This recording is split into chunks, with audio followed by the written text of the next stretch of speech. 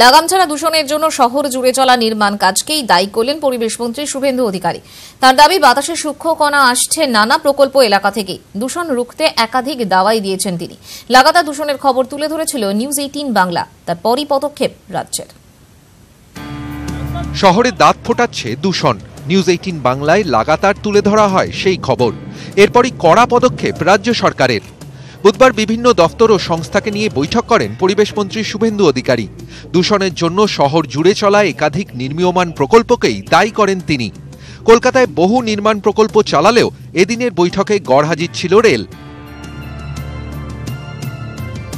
শহরের বাতাসে PM 2.5 ও PM 10 এর মতো সূক্ষ্ম কণা বেশি। শহর জুড়ে চলা নানা নির্মাণ প্রকল্প থেকেই ছড়াচ্ছে এমন কণা। SO2 থেকে NI পর্যন্ত এই 9টা কম্পোনেন্ট কিন্তু কলকাতাতে আন্ডার কন্ট্রোল আছে, অতএব ওরিড হওয়ার কোনো কারণ নেই। 3টে পয়েন্ট আমাদের বেশি আছে, PM 10, PM 2.5 এবং NO2। এই 3টে পয়েন্টের মধ্যে দুটো PM 10 এবং PM 2.5। এটা কমব্যাট করার জন্য আমাদের মাননীয় মুখ্যমন্ত্রী আজ থেকে কিছুদিন আগেই তিনি মুখ্য সচিবের নেতৃত্বে কমিটি করেছেন বিভিন্ন ডিপার্টমেন্টকে নিয়ে। ধূলিকণা নিয়ন্ত্রণে একাধিক দাওয়াই দিয়েছেন পরিবেশ মন্ত্রী।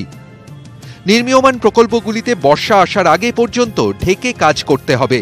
ব্যবসায়িক কাজে ব্যবহৃত 15 বছরের পুরনো ডিজেল গাড়ি কলকাতায় ঢোকা নিষিদ্ধ। শহরে কাঠ, টায়ার, খড় পোড়ানো নিষিদ্ধ। খাবারের দোকান থেকে দূষণ কমাতে বিশেষ ব্যবস্থা। ওয়ার ফুটিংয়ে এনভায়রনমেন্ট ডিপার্টমেন্ট PCB-কে সামনে রেখে আমরা এটা মাঠে নামছি। যেখানে যেখানে দরকার কর্পোরেশন, মিউনিসিপ্যালিটি, পুলিশের সাহায্য নেব, অর্গানাইজেশনের সাহায্য নেব এবং আমাদের টার্গেট হচ্ছে 20 থেকে 30%। যে 3টে কম্পোনেন্ট হাই আছে এটাকে যত তাড়াতাড়ি সম্ভব কমিয়ে ফেলা। নতুন কিছু পদক্ষেপও করা হয়েছে।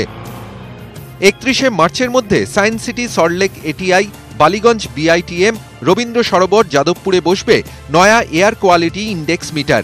ডানলপ, যাদবপুর সহ কয়েকটি জায়গায় বসানো হবে 10টি সাকশন মিটার। ধুলো কমাতে কলকাতা, হাওড়া সহ আশপাশের কয়েকটি পুরসভাকে জলের গাড়ি দেবে পরিবেশ দফতর। কলকাতায় দূষণ রয়েছে, তবে তা যে দিল্লির মতো উদ্বেগজনক নয় সেই দাবিও করেছেন পরিবেশ মন্ত্রী। ক্যামেরায় কুণাল চৌধুরীর সঙ্গে আবির ঘোষাল, নিউজ 18 বাংলা।